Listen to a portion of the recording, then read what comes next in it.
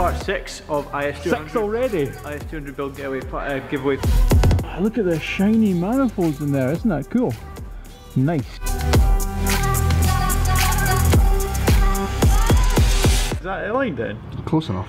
Close enough? It's a drift car, so just lock it up, it'll be fine. Mate, it's got a bit of toe out. Hey. Hi Rennie, how are you today? Hey Jeek, how you doing? It's part 6 of IS200. 6 already? IS200 Build giveaway part 6 already. So far, everything going quite well. I've got some more bits and bobs to stick on the car. So today I'm going to stick on the gear knob. I'm going to go and do an oil service, auxiliary belt service as well, because I've got some belts from Neil at KD Customs. I've got oil filters and oil to stick in as well. I'm going to fit the Death or Glory lock spacers while the oil is draining as well. So hopefully the tie rods will come off nice and easily. I can put those on, stick it all back in, do some sort of alignment, maybe a little bit of toe out, who knows? Even if they don't come off easy, you've now got experience in using the oxyacetylene. Oh yeah, red knob, blue knob, take off the red knob. And some people in the comments gave us some top tips for that as well. Yeah, that was it. Take the red off first, not the blue, leave the blue. That's, I don't know. I want to say a big shout out to some guys who have already bought entries. I've got some here. Some of the big purchasers: Jason Waney, Ross Ferris, Liam Murren, Kyle Nurse, Emma Simpson, James Watson, Martin Osborne. Martin Osborne bought some and then came back in later on and bought some more, so he's twice. Well done, what Martin. A guy. Yes. What a guy. Lawrence Tapp, Philip Rocket, what a cool name, Philip Rocket. All of our patrons as well. Even though Patreon didn't want us to, we've given you guys some entries. Patrons. Well done. They were not happy with us, so the post that was there's gone, but you're still getting the stuff. So guys, thank you very much. Keep the entries coming. Remember, every $5 you spend, you get a chance to win this car. So $5 in the Driftland shop, you get the IS200 All Drift Spec by moi and a Driftland Bash Weekend ticket. Entries are coming in, but keep them coming, keep some more in. Somebody is going to win this car and the Driftland Bash Weekend ticket on the 15th of July in our live Jeek's bedroom giveaway. It's going to be... We need to do some testing and set up for that. No testing. Just got to turn up 5 minutes before. If at worst, it'll be you with your mobile on a live stream. Like the last time we tried a live stream. Yeah, basically. So drain the oil out of it first, and then we're going to have a look at doing these rack spacers and some other bits and bobs along the way. Smashing. Well, as per usual, I'm going to go sweep the track and leave you to it. See ya. Yeah, I'll see you in an hour or so. Or 2, 4. I'm going to do oil change. We're going to take off the sump plug or break it, one of the two. Oh, don't say that. Don't break it, Ren. Right, come on. Right, get my big fat body out of the way. The worst thing about sump plugs is comfortably losing said sump plug into my favourite guy. You'll remember from episode 3, my pal. He's taking it really well. Yeah, it's fine. Because you got him out so quickly, mate. I feel like my hand's in the place where the oil's going to come out. I like how you went for the no glove option, Ren. Yeah. That's brave. Pow! Off like a pro. No bother. Oh, that's some black oil. No copper washer in there. Oh, that's brave. Is there one in the new filter? I hope so. I hope so. So that was a resounding success. Not at all. No, nothing on the floor. Delicious. So we'll let that drain out. We're going to put the car down, and then I'm going to take the wheels off, have a look at these our friends the track rod ends. These look not too bad, to be fair. They look in quite good condition. I think I need to take this bit out, this circlip here, and then have a look at the inner tie rod. Hopefully take the inner tie rod off, put the rack spacer on, put the inner tie rod back on, and then I can do some adjustment at this side. But if I can't adjust it, then I can heat it up with my friend the acetylene from last time. He's not my friend. I hate it, but Ooh, we've only got spillage. That's alright, we're on the very edge. Oh. Yeah, my friend the acetylene, he'll help me heat that up and adjust that, but hopefully that one looks split new and that one's not far behind, so I think they're just a little get that adjusted. That'd be imagine not having to use the heat, so that'd be lovely. Good, yeah, that'd be real nice. Kenny, remind me not to turn the engine on at any point. Yes.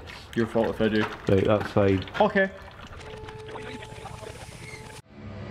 Willie, I seem to have got you involved in this. Well, kinda. Yeah. The oil filter's not a particularly nice place. No, it's not a nice place for an oil filter at all. There's probably a tool for this kind of job, but it's a horrible place to be. We might be able to remove it by hand. You reckon you can get one of your guns in there? If I can get a grip on it, I'll be able to. Oh yeah. We're going around the back. Oh my goodness. Is it just absolute power? That's guns. Look at that. Oh yeah. Can I get a facial expression? It's trying to get a grip on it without losing an arm. Yeah. Mainly because it's quite oily in there as well. I see, I wanted to drive a screwdriver through it, but apparently that's a bad idea. Oh, you got it? who needs a tool? You actually got that? Oh my god, I can see it moving. Look at that. Yes! Genuine Toyota. Thanks, Willie. You're right. You absolute star. Yeah. So I did everything in a different order, and I have put the other oil filter back in now. So replacement oil filter in place. Going to stick oil in it now. I've used Semi-Synth 5W30. If a quick Google search said that'll be fine, so that's now fine. And what I've done is taken the handy thing and made it less handy by pretty much brimming it. So we'll get this guy in here. VVTi, and come and have a look, Kenny. Look at the manifold, by the way. Wow, full stainless steel. Yeah. Absolutely. This yeah, a little bit. I've missed a wee bit so far. A bit more I've missed. Bring the other hand in for the steadiness. A bit of steadiness there. So it said 4.6 litres was capacity. I've put 4 and a bit in, just a bit less. So I'll just horse all this in without measuring it, and then I'll do the tie rods, and then I'll see afterwards. Give it time just to settle. Yeah, there's a bloody. Well, I'm going to go back to the one-handed approach here now. Now this, there's a bloody TRD oil cap as well, guys. Yeah, I like the spec just keeps on coming. I've also, in an earlier part, have a wee look to the left-hand side. Do you see that multi-plug beside the ABS unit? This big chap here. Yeah, look how well attached he is.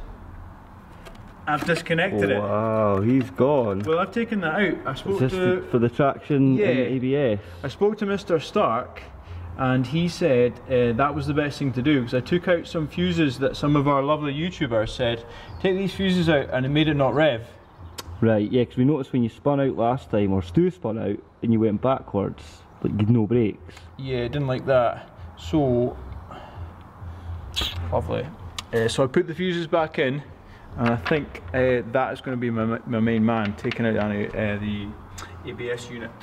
It has made something bad happen, Kenny. It's made engine management light. Engine management light has come on back as a result of that. So we'll have another go at resetting it again, but I think that might be it on for the foreseeable future. But that's worth it, not to have the ABS and the traction control potentially getting involved in the party, even if we switched it off with the button. So I think overall that's the best plan. Oil's in. Leave that to settle. I've only spilt about half a litre down here. Nice, it's not too bad. So time to do the rack spacers. That's assuming I've not lost them, but I think I know where I've put them, so we're all good. Right, so that's car in the air. So it's time to get these boots off the inner tie rods and see what's happening there. Luckily I've handily put this brace right in the way, so that's going to make life awkward, but that's normally how I like to roll. So let's get it done. That is the boots off, and I'm just going to take the inner off of the steering rack, and then we'll fit these little rack spacers. Should be cool.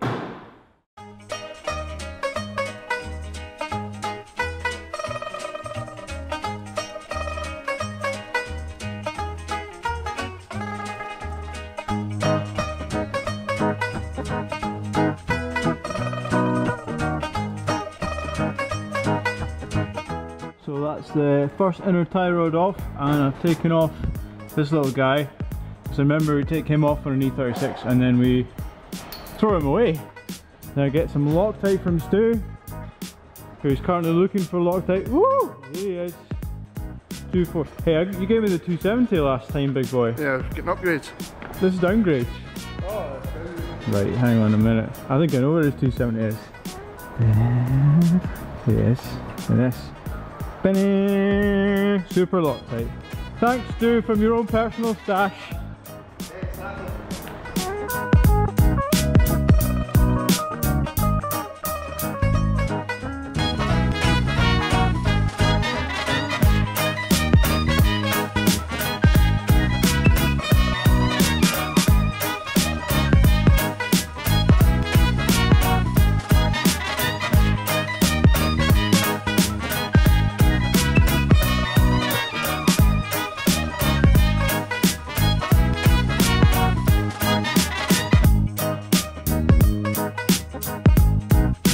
the spacer now fitted, and I've also Loctited the hell out of it as well, so just time to put the cover back on.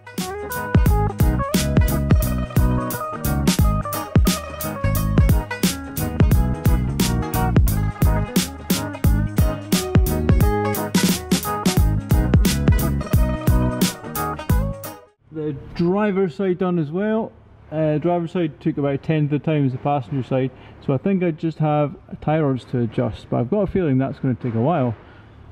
Look at the shiny manifolds in there, isn't that cool? Nice, excellent. Right Stu, I've loosened off those guys. Yeah, you're locking nuts, yep. That was the tricky part, was it? No, that was the easy bit. Was that another bit I needed heat for that I didn't want to get heat for? Maybe, sometimes. Right, so now I'm going to get to align it before we do the string stuff another time. Yeah. What do I need to do? If you added 4mm rack spacers, roughly I would give this 3 turns, but nearly 3 complete turns to bring it in. So is that to go 360 degrees round? Yeah, roughly. It's just to get us in the ballpark for putting the gauges on. All 3 times, so 1080 degrees? Yes, pretty much, yeah. Wow, incredible. That was a rough guess. Generally I would just go 1, 2, 3, so that's like... Oh, it's 3 halves? Yeah. Mate, 2 turns-ish. 2 turns, 3 turns. But the thing is, excuse me, it's an amount. If you know, you know. It's a mechanics amount. Yeah. Oh right, if you know, you know. Yeah, if you know, right, you know. Okay. It's done by feel. Right. Okay. I'll go and just start adjusting it. Yeah. You can tell me when to stop. Yeah. 1, 2, 3. That's it. Right. You'll be fine. 3. Mint. I will do 3. Is this even the bit? That's the bit. Yeah. Yeah. Right. Okay. So 1. Yep. 2. Up further, come on, use it, that's it. There we go. So that's like, what, you're right, 2.5? Yeah. You tell me when. Round again, and up. That should do you nicely. Right, mint, that's that one aligned, ghetto aligned. This one now. So again, because we spaced the back of it out, we need to bring these in. So I'm screwing this in to... roughly bring it back to where it was, which should be nearly parallel. But 4mm extension here does not equate 4mm does it drop. always, because it's also affected by the pitch of the thread. So say you get like an M14 by 1.5 bolt, and you can also get an M14 by 2. Yeah. Well, the 1.5 and the 2 is the pitch of the bolt, 2mm pitch. Right? Yeah. So in some bolts it can be, 1 turn can be 1.5mm, 1 turn can be 6mm. It's almost 4, isn't it? Well, you've nearly brought it back down to your lot nut, yeah? Yeah, so that's me done there. So without getting all the equipment out, which I'll probably have to do at some point. Yeah, definitely do it. Just want to see you do it.